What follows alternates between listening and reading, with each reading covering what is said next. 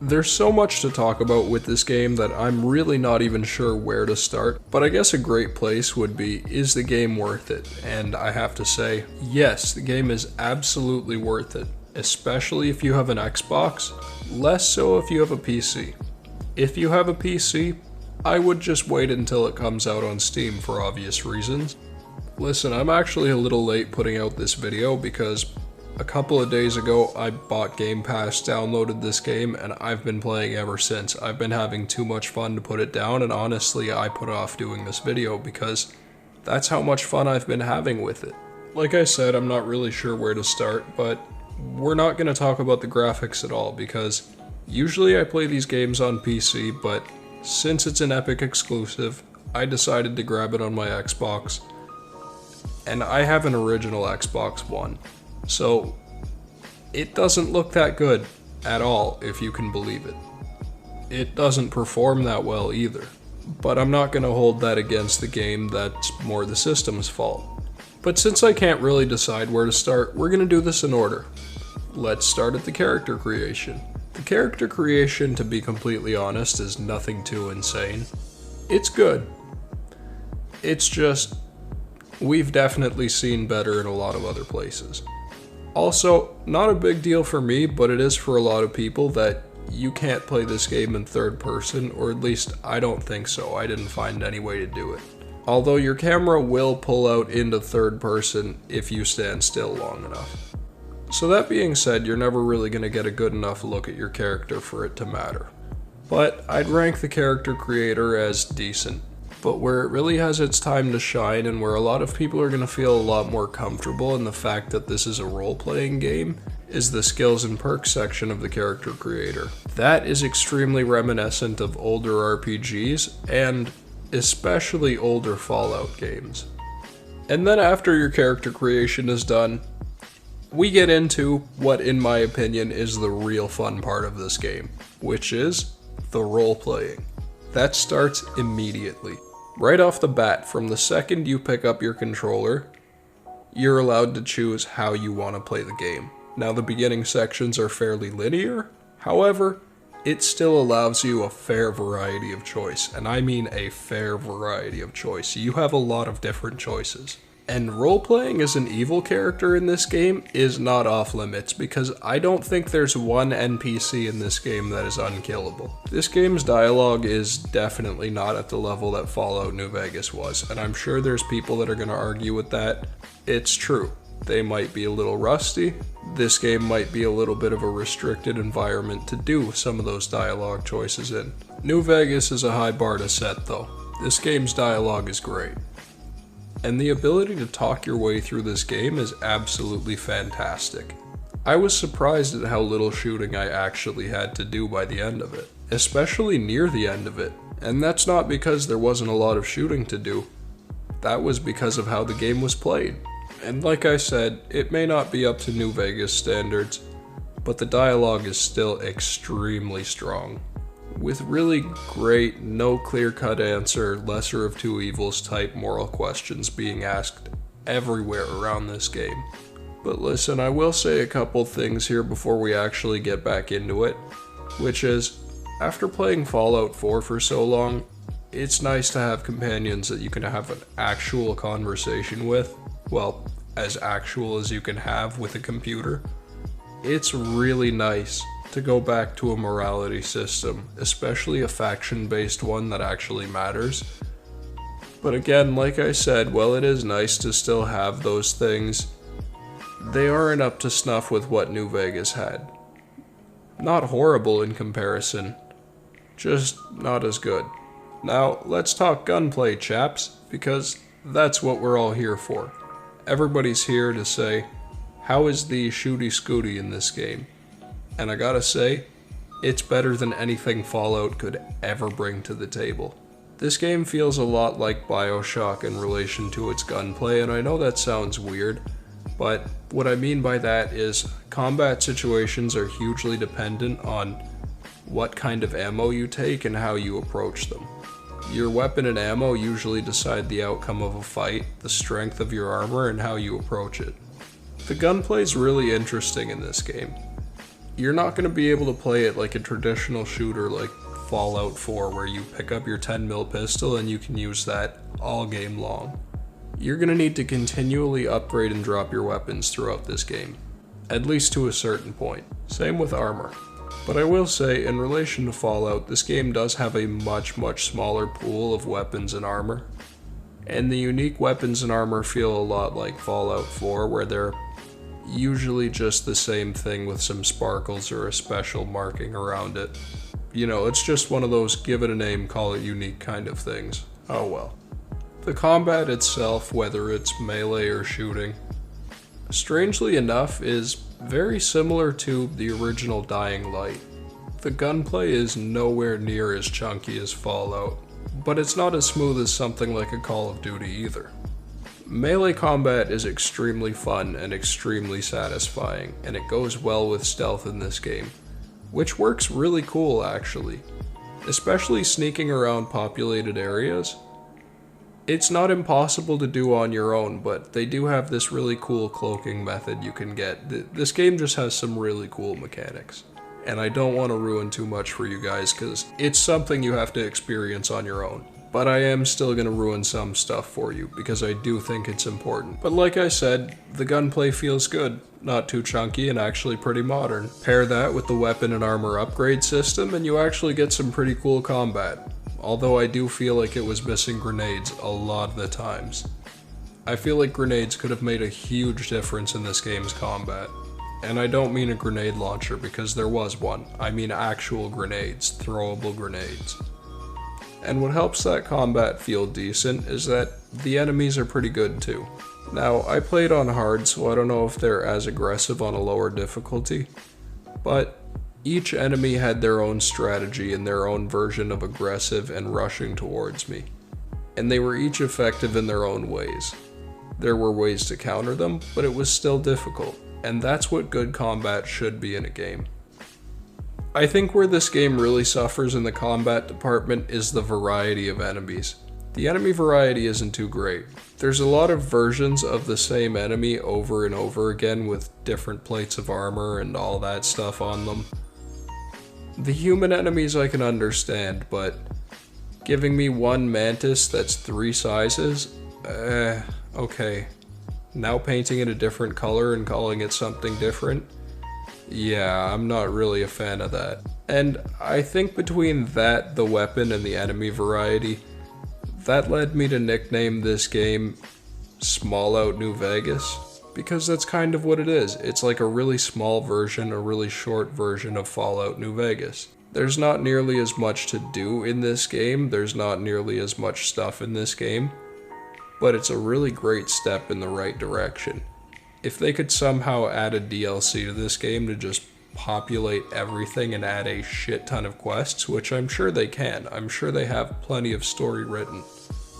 This game suffers from the same problem that a lot of open world games do, which is sparsely populated worlds. The planets are not densely populated, so even though the map size is okay, and even though there's enough encounters across the map, none of those are really meaningful encounters aside from 2 or 3 at main settlements. And there's a couple of other things that could be changed to make the experience overall better. The menus still feel janky like it's a Fallout game. They're different, but they still feel extremely janky. And storing items and armor is actually pretty difficult in this game. It's not like you don't have places to store them, it's just a matter of actually storing them, sorting through them. That's not really a thing, you're just kind of dumping stuff in a box. Like, a couple of small things that make you realize, oh, this really isn't Fallout. And that's not a bad thing, but I think minor tweaks like that could really make this game the reason not to play Fallout. So, real quick, let's talk about the visuals in this game, and I know I said I wasn't going to talk about the graphics, because I'm not, that's not what I'm talking about. Fallout has a very 1950s, post-war, okay, we have a different economy aesthetic, like we did things differently after we won World War II aesthetic. This game has a very Wild West in space aesthetic, and it does it really well. It pulls it off really well. From the advertisements that you get on your loading screens, which I'm not sure how they are on any other console, but may I say on the original Xbox One, damn, they're long. I mean, look at this. I'm just gonna keep talking here because I'm actually just recording my voice. I have absolutely no idea how long this is gonna take, but I'm sure it's not done loading yet. And I know I did not fucking do this yet. I did not put the picture up yet, but I know I'm gonna pick the one of the lady with the tumor pig. What is that? Why? Why? Anyways, they sell the cowboy space aesthetic pretty well.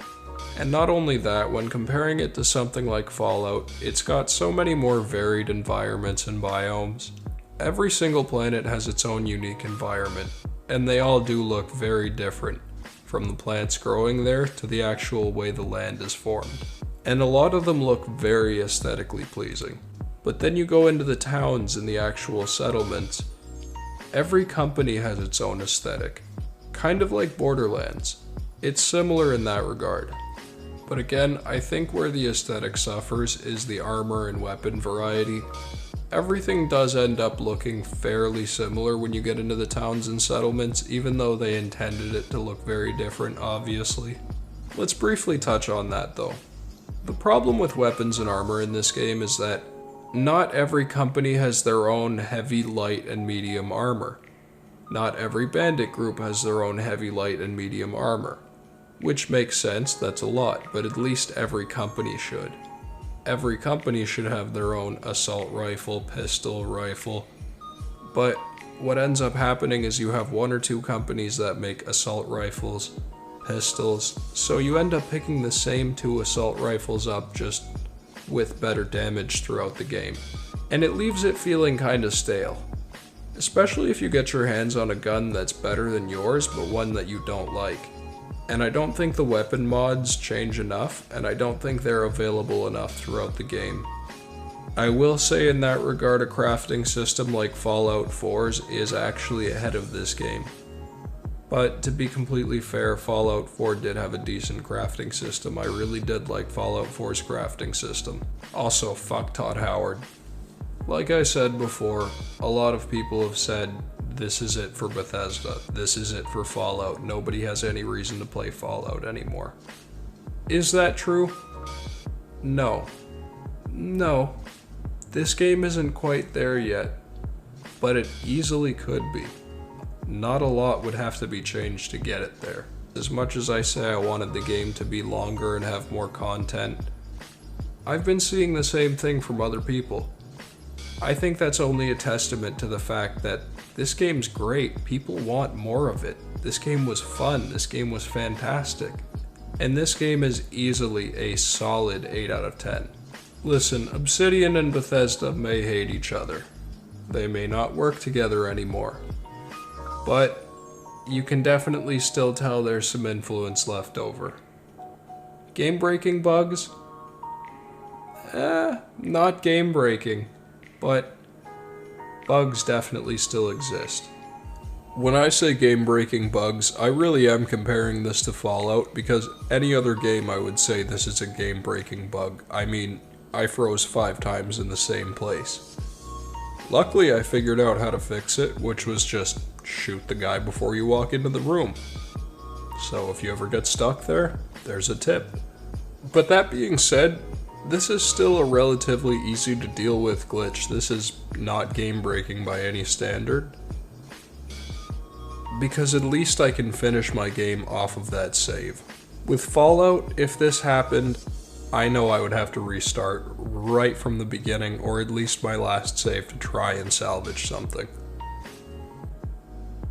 And a lot of it feels really similar but different than Fallout, which leads me to think this is a haha Bethesda, look at how we did it, it's better than you, fuck you.